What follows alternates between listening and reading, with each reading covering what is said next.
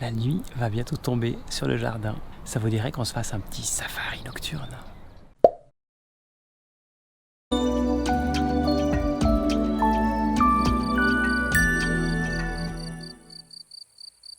Voilà, la nuit est tombée dans le jardin, toute tranquille. Et moi je suis un petit peu ému parce que ce soir avec vous je fête le 150e épisode de la Minute Nature. Cette chaîne YouTube que j'ai créée voici plus de 3 ans et dont tous les épisodes ont déjà été visionnés plus de 4 millions de fois.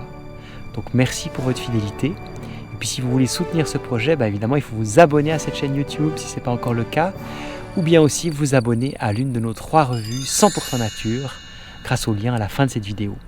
Pour ce soir, je vais vous faire un petit cadeau. Alors je vous propose qu'on parte en safari dans mon jardin à la recherche d'un petit animal que j'aime beaucoup.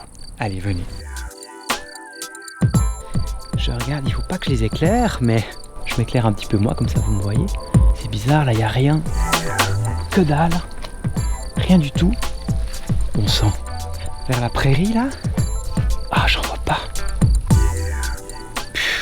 Rien. Bredouille. C'est la première fois que je suis bredouille avec cette petite bête là.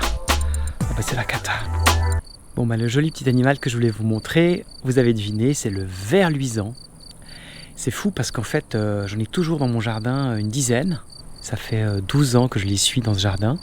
Et c'est vrai que depuis quelques années j'avais remarqué une diminution. C'est la première fois que j'en trouve plus et je trouve ça hyper triste.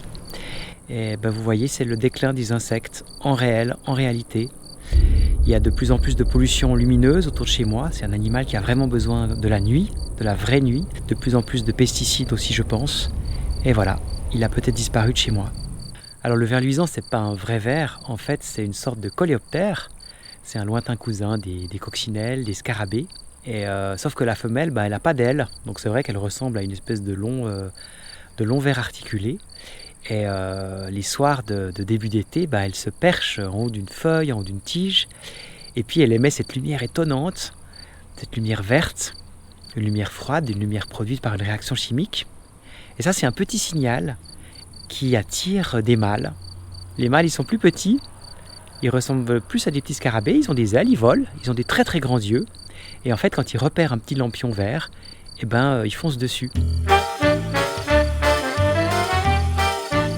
Alors là, avec cette prise de vue spéciale, vous voyez beaucoup mieux ce qui se passe. Le mâle qui est perché sur la grande femelle, qui gigote, qui fait son petit commerce. Ça, c'est l'accouplement, vous voyez. On devine un peu des choses.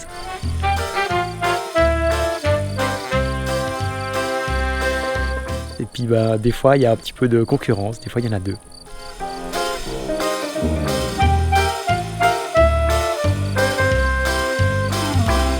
Ce que je voulais vous dire encore, c'est qu'on appelle cet animal le lampire, ce petit insecte.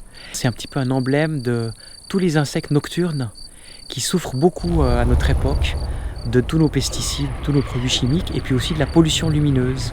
Toutes ces lumières, ça fait que le petit lampion des femelles, les mâles ne le trouvent plus.